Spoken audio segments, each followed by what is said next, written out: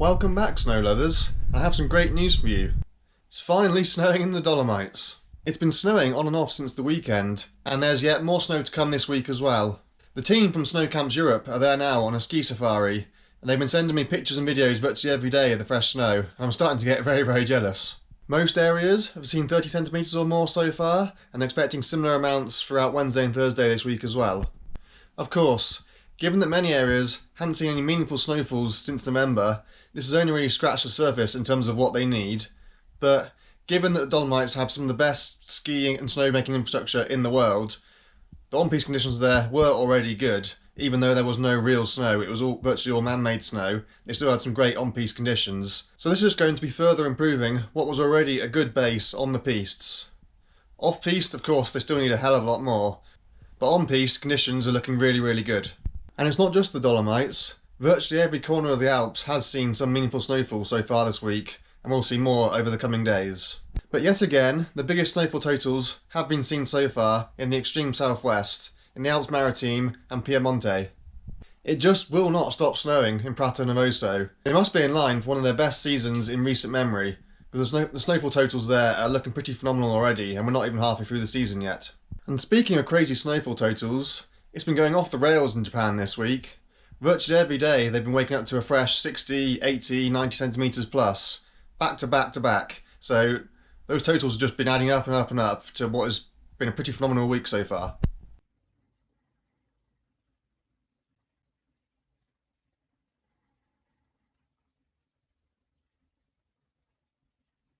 But of course, they're used to that kind of snowfall in that part of the world. Over here, it's much rarer. But the Pyrenees so far have also been having a fantastic season. They've definitely had one of their best seasons in recent memory as well.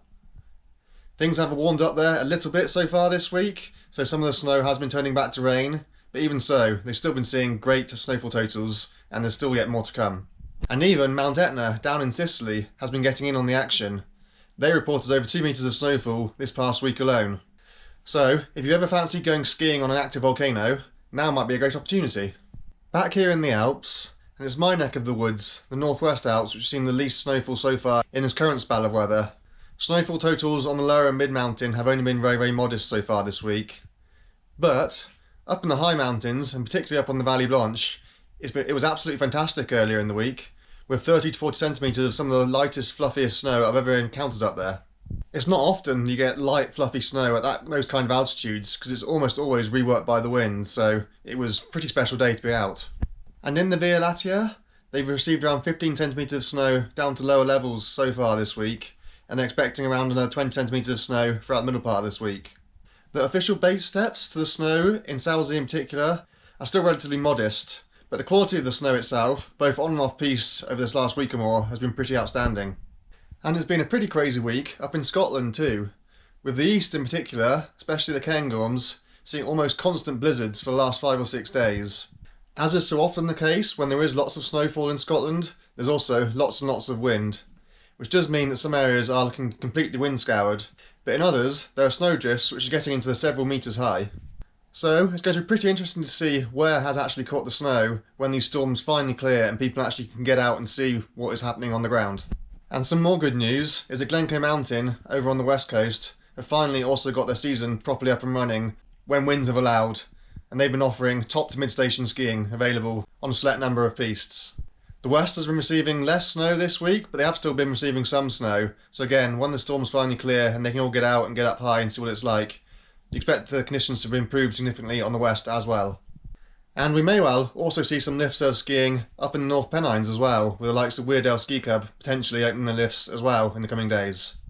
Thankfully, here in the Alps, it's been a quieter week on the avalanche front so far this week, but still, even so, we can't go more than a day or two without hearing of at least one avalanche fatality. In many areas, the avalanche risk is still 3 out of 5, considerable risk, and yet people still are going to areas that they shouldn't. Indeed, over the coming days, that risk is likely to go up to 4 again in many areas as well, so it is still dangerous out there, and we do still have a persistent weak layer buried under the previous week's snowfall as well, so heed the warnings and keep paying attention to the warning signs. Looking forward, and as I say, we're expecting more meaningful snowfall for virtually everybody in the Alps throughout the middle part of this week. The Eastern Alps look like they are likely to be drying up towards the latter part of this week, But in the west, we are also expecting more light snowfall heading into the following weekend as well. And looking further ahead, things are currently set to stay fairly unsettled as we head into the following week, with more meaningful snowfall for everyone. Broadly speaking, freezing levels are set to be rising slightly as we tap into some warmer southerly air, but it is likely that the warmer air will struggle to make its way across the main Alpine divide, so any east draining valleys in particular are likely to remain cold. And even in the west, freezing levels are only going to be creeping up a little bit. We're still staying, broadly speaking, in a cool midwinter air mass. But the weather is very chaotic at the moment in this part of the world, which means pinning down any detail beyond 2 or 3 days is very, very difficult. So you can expect there to be some big changes in the forecasts moving forward into next week. So take anything I say now with a pinch of salt. But fingers crossed, it does remain unsettled, and we see much more regular snowfalls throughout this midwinter period than many of us have seen so far throughout the early parts of this winter.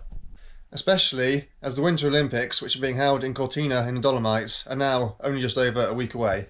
Throughout much of this winter so far, we've seen a very similar weather pattern, with the jet stream sitting quite far to our south, which ordinarily would mean that it would be cold, as we are north of the jet stream, so we're in the cold North Atlantic air mass. But throughout much of the winter, low pressure systems which would normally pass across our region have been getting deflected to the south, which means that we've been getting a southerly airflow, which is coming across the relatively warm Mediterranean Sea. So even so, technically we are north of the jet stream and we are in the cooler air mass. It has been often warmer than average throughout many parts of the Alps. And with a very dominant, strong high pressure sitting to our north and east, it's also been predominantly dry for a lot of us too, with the exception being the far southwest.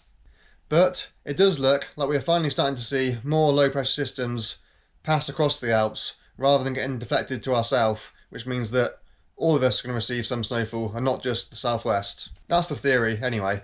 I'll just give you a handful of representative snow depths this week, and Cortina, the big one, the most important one, the host of the Winter Olympics in the coming weeks, they have an upper base of 100 centimetres and a lower base of 50 centimetres, which has improved drastically since the last time I mentioned them. And they received 23 centimetres of snow on Sunday and another 28 centimetres of snow on Monday this week, so things are really looking up for them. Valmorel in the Maron Valley in western France have an upper base depth of 120 centimetres and a lower base of 55 centimetres, and they received around 20 centimetres of snow throughout Sunday and Monday this week.